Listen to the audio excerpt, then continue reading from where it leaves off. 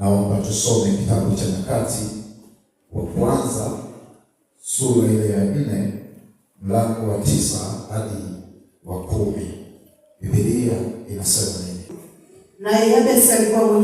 Naye Yabesi alikuwa mwenye heshima. Kuliko ndugu zake. Na mamaye akamwita jina lake. Mama yake alimwita jina Yabesi. Akisema. Ni kwa sababu nalimzaa kwa huzuni. Kwa Yabesi akamlingana Mungu wa Israeli. Akisema. Lao kwamba ungenibariki kweli na kunizidisha hozi yangu. Na mkono wako ungekuwa pamoja nami. Nawe ungenilinda na uovu. Ili nisiwe kwa huzuni yangu. Ili nisiishi katika hali ya huzuni. Na Mungu akamjalia hayo aliyoomba. Mungu akamfanikisha sawasawa na maombi yake. Bwana asifiwe.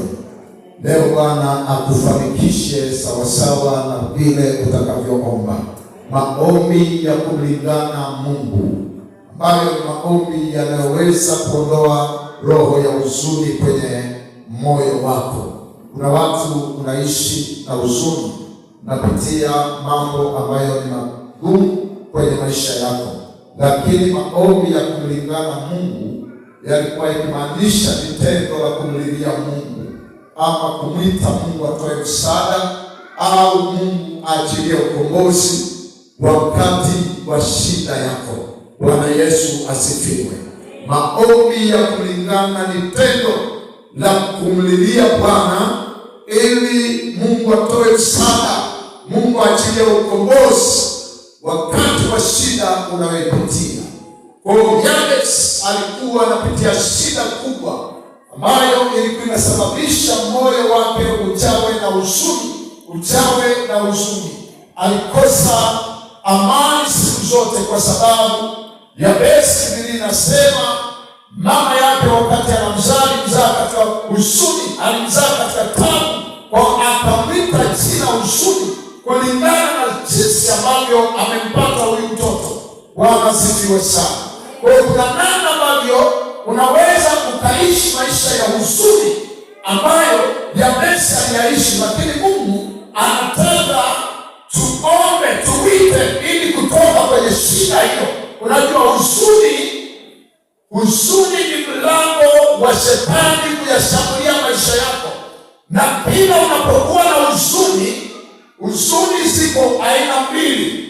Kuna huzuni ambayo inasababisha mauti, lakini kuna moyo wa huzuni uliofanywa kwa nguvu ya Roho Mtakatifu. Anahuzunika kwa sababu ya mambo fulani.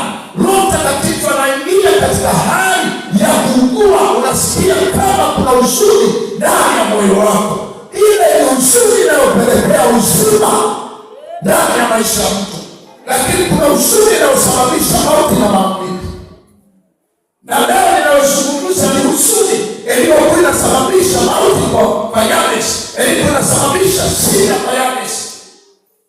Kwa kuna watu ambao unapitia maisha namna hiyo, huzuni imepanda kwenye moyo wako, moyo wako huna furaha, moyo wako huna amani.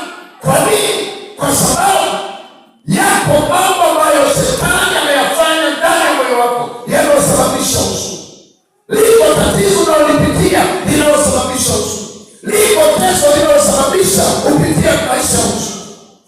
Kwa unapoona matatizo yanayoibuka kwenye maisha yako, hayo ni matokeo yanayosababisha huzuni.